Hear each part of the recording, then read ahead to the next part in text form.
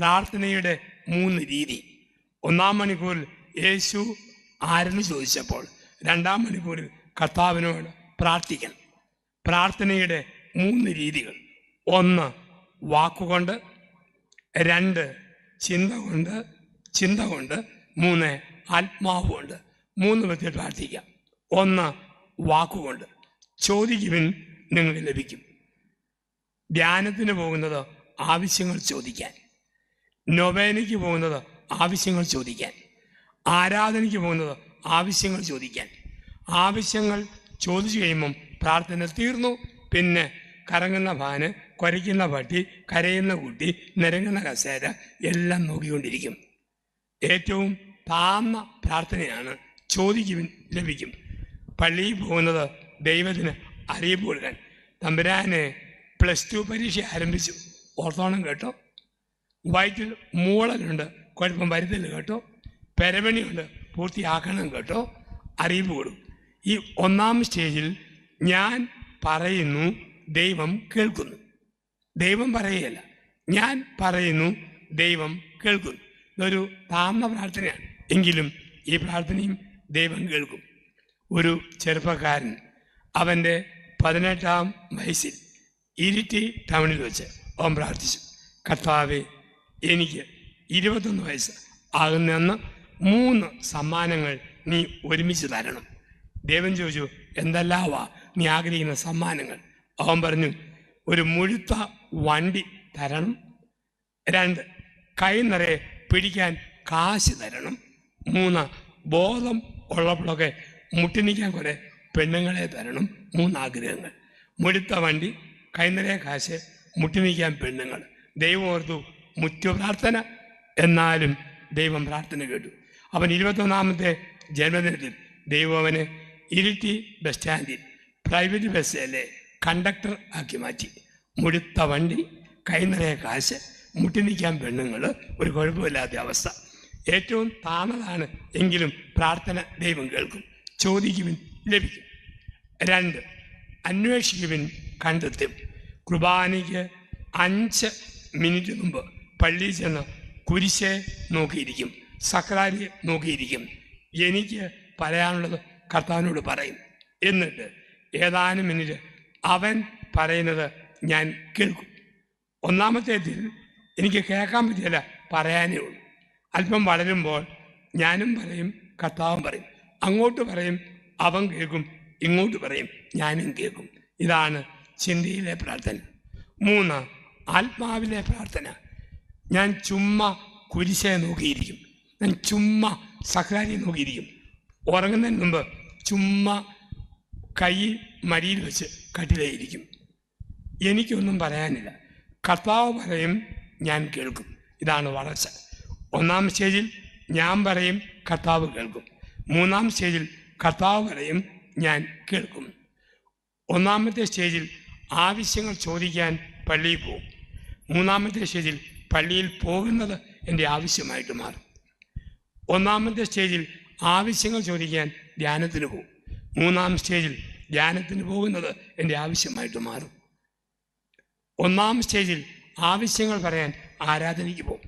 3-ാമത്തെ സ്റ്റേജിൽ ആരാധനയ്ക്ക് പോകുന്നത് എൻ്റെ ആവശ്യമായിട്ട് മാറും. എനിക്കും നിങ്ങൾക്കും ജീവിതത്തിൽ 2 കാലങ്ങൾ. 1 കുട്ടിക്കാലം.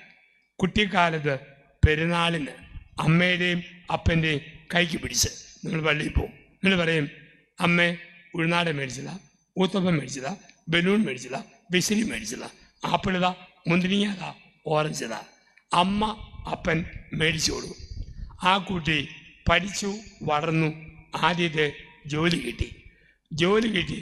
ആദ്യ ശമ്പളം കിട്ടുമ്പോൾ ഓറഞ്ച് കൊടുത്ത, ആപ്പിൾ കൊടുത്ത, മുന്തിരിങ്ങ കൊടുത്ത അപ്പനോടും അമ്മയോടും ചോദിക്കും, നിങ്ങൾക്ക് ഞാൻ എന്നാ മേടിച്ച് തരണം? അപ്പം അമ്മയുടെ കണ്ണ് നിറയും, അപ്പൻ്റെ കണ്ണ് നിറയും. പ്രാർത്ഥനാ ജീവിതത്തിൻ്റെ കുട്ടിക്കാലത്ത് വീടുതാ, വണ്ടിതാ, ഭാര്യതാ, പത്താനതാ, മക്കളതാ, ഓറഞ്ചതാ, ഉൾനാടതാ, ആപ്പിളതാ പ്രാർത്ഥിച്ചിട്ട് പ്രാർത്ഥനയിൽ വളരുമ്പോൾ നമ്മൾ ദൈവത്തോട് ചോദിക്കും, ദൈവമേ നിന്റെ ഇഷ്ടം നിറവേറ്റാൻ ഞാൻ എന്നാ ചെയ്യും? ഇതാണ് വളർച്ച. ഞാൻ പലപ്പോഴും ഓർക്കും, നമ്മുടെ കർത്താവിൻ്റെ കാര്യം ആരുടെ എല്ലാം പ്രാർത്ഥന കേട്ടാല ഞങ്ങൾ ഇടുക്കി ജില്ലയിൽ കട്ടപ്പനക്കാരിൽ പ്രാർത്ഥിക്കും. കർത്താവെ, മഴ തരണേ, മഴ തരണേ, ഇടുക്കി ഡാമിൽ വെള്ളം തരണേ, പവർ കട്ട് വരുത്തരുത്, ഏലം കരിക്കരുത്, കപ്പ ഉണക്കരുത്, കാപ്പി തീർക്കരുത്. ഞങ്ങൾ പ്രാർത്ഥിക്കും. അപ്പോൾ കുട്ടനാട്ടുകാർ പ്രാർത്ഥിക്കും, മഴയരുത്, മഴയരുത്, വീട് വെള്ളത്തിൽ മുക്കരുത്. കപ്പ ഇടുന്നവൻ മഴ തരണേ, കപ്പ വാട്ടുന്നവൻ മഴയരുത്. എല്ലാവരെയും കർത്താവ് കേൾക്കണം. കാരണം കർത്താവ് 24 മണിക്കൂറും തുറന്നിരിക്കുന്ന സൂപ്പർ സ്പെഷ്യാലിറ്റി ഹോസ്പിറ്റലിലെ കാഷ്വാലിറ്റി പോലെയാണ്. അവന് കണ്ണടയ്ക്കാൻ പറ്റുകയില്ല. കാരണം ഹിന്ദുമതം ലോകത്ത് 8 രാജ്യങ്ങളിൽ, ഇസ്ലാം മതം 100ഓളം രാജ്യങ്ങളിൽ, ക്രിസ്ത്യാനിറ്റി അറിയപ്പെടുന്ന 224 ലോക രാജ്യങ്ങളിൽ 219ലും ക്രിസ്തുമതം, 219ലും ക്രിസ്തുമതം. ഇന്ന് രാത്രി 12-ന് നമ്മൾ ഉറങ്ങുമ്പോൾ നാളെ രാവിലെ 6 മണിയായി ന്യൂസിലൻഡിൽ കുർബാന ആരംഭിക്കും. വൈകിട്ട് 10:30 കിടക്കുമ്പോൾ ജർമ്മനിയിൽ വൈകിട്ട് 6 മണിയുടെ കുർബാന ആരംഭിക്കും. നമ്മൾ രാത്രി വൈകിട്ട് 7 മണിക്ക് നമ്മൾ വിശ്രമിക്കാൻ തുടങ്ങുമ്പോൾ അമേരിക്കയിൽ രാവിലെ 5:30 കുർബാന ആരംഭിക്കും. 24 മണിക്കൂറും ലോകം മുഴുവൻ അവനെ വിളിച്ച് പ്രാർത്ഥിക്കുമ്പോൾ അവൻ ഉറങ്ങാൻ പറ്റുകയില്ല. എപ്പോഴും പ്രാർത്ഥന കേൾക്കുന്നവന്. ഒരു ചെറുപ്പക്കാരൻ കുടലിൽ അൾസർ, അപ്പനെയും കൂടി ആശുപത്രി ചെന്നു.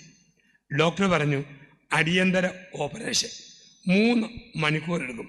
അവൻ പറഞ്ഞു, അപ്പ, എൻ്റെ ഓപ്പറേഷൻ നടക്കുമ്പോൾ എനിക്ക് അപകടം വരാതിരിക്കാൻ, ബോധം തെളിയുമ്പോൾ മനക്കെട്ട് കിട്ടാൻ, ഡോക്ടർക്ക് ശക്തി കിട്ടാനും അപ്പൻ തിയേറ്ററിന് പുറത്ത് ചാരിവഞ്ചി കൈവിരിച്ച് എനിക്ക് വേണ്ടി കർണക്കൊന്ത ചെല്ലണം. ഓപ്പറേഷൻ ആരംഭിച്ച് അപ്പൻ കർണക്കൊന്ത ചെല്ലുക. അല്പം കഴിഞ്ഞ് നോക്കുമ്പോൾ ഈ അപ്പനേക്കാൾ പ്രായമായ മറ്റൊരു ചേട്ടൻ അപ്പുറത്തിരുന്ന് കൊന്ത ചെല്ലുന്നു. ഇയാളോട് ചോദിച്ചു, എന്തിനാ കൊന്ത ചെല്ലുന്നത്? ഇയാൾ പറഞ്ഞു, എൻ്റെ മോൻ്റെ ഓപ്പറേഷന് അപകടം വരാതിരിക്കാൻ പ്രാർത്ഥിക്കാൻ പറഞ്ഞു, അതിന് കൊന്ത ചെല്ലുക. ഇയാൾ പറഞ്ഞു, എൻ്റെ മോൻ്റെ ഓപ്പറേഷൻ താനെന്തിനാ പ്രാർത്ഥിക്കുന്നു? അയാൾ പറഞ്ഞു, എൻ്റെ മോന ഡോക്ടർ, അവൻ്റെ ആദ്യത്തെ ഓപ്പറേഷനാണ്, കൈവരയ്ക്കാതിരിക്കാൻ അവന് വേണ്ടി ഞാനും പ്രാർത്ഥിക്കുന്നു. എല്ലാവരെയും കേൾക്കണം, ഡോക്ടറെയും കേൾക്കണം, രോഗിയെയും കേൾക്കണം. എന്നെ ആൾക്കാർ 4 കൂട്ടം കാര്യങ്ങൾക്ക് പ്രാർത്ഥിക്കാൻ പിടിച്ചു വലിച്ചുകൊണ്ട് പോകും. 1, പെരയ്ക്ക് കല്ലിടാൻ. ഞാൻ കല്ലിട്ടാൽ 6 മാസത്തിനുള്ളിൽ പെരപണി പൂർത്തിയാകുമെന്ന് ഏതോ ഒരു ചേട്ടൻ ആരോടോ പറഞ്ഞു. അത് യൂദയ സമറിയ മൊത്തം പടർന്നു. നിർബന്ധം കൊണ്ട് ഒരു ദിവസം 7 പെരയ്ക്ക് വരെ ഞാൻ കല്ലിട്ടിട്ടുണ്ട്. പോകാൻ പറ്റിയല്ല. ആൾക്കാർ കാരേക്കല്ല് കൊണ്ടുവരും, ഞാൻ പ്രാർത്ഥിച്ചു കൊടുത്തുവിടും. 2, വിൽക്കാത്ത സ്ഥലം. മണ്ണ് കൊണ്ടുവരുമ്പം ഉപ്പ്, മണ്ണ്, വെള്ളം അത് ഓതി കൊടുക്കും. അതിടുമ്പോൾ ഒത്തിരി താമസിയാതെ സ്ഥലക്കച്ചവടം നടക്കും, ആൾക്കാർ പറയും. 3, കല്യാണം കഴിഞ്ഞിട്ട് നാളുകളായ ദമ്പതിമാർ മക്കളില്ലാതിരിക്കുന്നു. ധ്യാനം കൂടി, ആരാധന കൂടി, കഴിവ് പ്രാർത്ഥന കഴിയുമ്പോൾ കുഞ്ഞുങ്ങളെ ജനിക്കുന്നു. ഞാൻ തന്നെ ഈ പ്രാർത്ഥന മറന്നിട്ടുണ്ട്. പക്ഷേ ആൾക്കാർ ഓർമ്മിപ്പിച്ച് 18ഓളം കുഞ്ഞുങ്ങളെ ഞാൻ തന്നെ മുക്കിയിട്ടുണ്ട്. അവർ പറയും, അച്ഛൻ മറന്നുപോയോ? അച്ഛൻ്റെ ധ്യാനത്തിൽ കർത്താവ് എന്നതാണ്, അച്ഛൻ്റെ കൊച്ച ഒന്ന് മുക്കിയിട്ട് പോകണം, ആൾക്കാർ പറയും. അങ്ങനെ കുഞ്ഞുങ്ങൾ ലഭിക്കും. 4ാമത് ഒരു പ്രാർത്ഥന. ഇടയ്ക്ക് ഞാൻ നിർത്തും, ഇടയ്ക്ക് തുടരും. പ്രായമുള്ള കാരണവന്മാർ മരിക്കാൻ കിടക്കുന്നു. ഞാനൊന്ന് പ്രാർത്ഥിച്ചാൽ ഒന്നെങ്കിൽ കുഴി പോവും, അല്ലെ പൊങ്ങിപ്പോരും. പോന്നാൽ പിന്നെ അടുത്ത കാലത്ത് തിരിച്ചു പോവുകയല്ല. ഞാൻ പ്രാർത്ഥിച്ച് 20ഓളം അങ്കിളുമാരും ആൻറ്റിമാരും മരിച്ചു പോയിട്ടുണ്ട്. പക്ഷെ ഇടയ്ക്ക് എനിക്ക് ടെൻഷൻ. ഞാൻ മരിച്ചു ചെല്ലുമ്പോൾ ഈ കക്ഷികൾ എൻ്റെ കാലെ പിടിച്ച് വലിച്ചാലോ എനിക്കൊരു ചിന്ത. എൻ്റെ കൂട്ടുകാരൻ്റെ അപ്പൻ പുറത്ത് തൊലിവിട്ട് കിടക്കുക 2 വർഷമായി. ഭാര്യ ശുശ്രൂഷിച്ച് മടുത്തു. എൻ്റെ അടുക്ക് വന്ന് പറഞ്ഞു, ജോസഫ് അച്ഛൻ വീട്ടിൽ വന്ന് അപ്പന് വേണ്ടി ഒന്ന് പ്രാർത്ഥിക്കാവും. ഞാൻ പ്രാർത്ഥിക്കാൻ ചെന്നു. അപ്പൻ മരിക്കാറായെന്നറിയാം, നെഞ്ചു കൂട്ടി വലിക്കുന്നു. അമ്മയ്ക്ക് പ്രത്യേക ക്ഷീണമൊന്നുമില്ല, നത്തുപോലെ കുത്തിയിരിക്കും. ഇടയ്ക്ക് ചൊറിഞ്ഞ വർത്താനം വരാൻ വേണ്ടി വാ വിളിക്കും. ഇവൻ്റെ ഭാര്യ അമ്മയെക്കൊണ്ടും മടുത്തിരിക്കുക. പ്രാർത്ഥന കഴിഞ്ഞ് പോരുമ്പോൾ ഞാൻ പറഞ്ഞു, കൂടിയാൽ 2 ആഴ്ച നീ വീട്ടിൽ നിന്ന് പോയേക്കില്ല, ഇവിടെ തന്നെ വേണം. അമ്മച്ച ഇവിടെ തന്നെ കണ്ടേക്കാം. ഞാൻ ചായ കുടിച്ചിട്ട് കാറെ കയറി പോരുമ്പോൾ ഇവൻ്റെ ഭാര്യ അടുത്ത് വന്ന് എൻ്റെ കയറെ പിടിച്ചു ഒറ്റ വലി. എന്നാടിന്ന് ചോദിച്ചു. അച്ഛന് പറ്റുമെങ്കിൽ മറ്റേ കൈ അമ്മയുടെ തലയിൽ കൂടെ ഒന്ന് വെച്ചിട്ട് പോക്കോളാവോ, കാരണം മടുത്തു. അപ്പം പ്രാർത്ഥിക്കുമ്പോൾ ദൈവം ഉത്തരം തരുന്ന ഒരു ദൈവമുണ്ട്.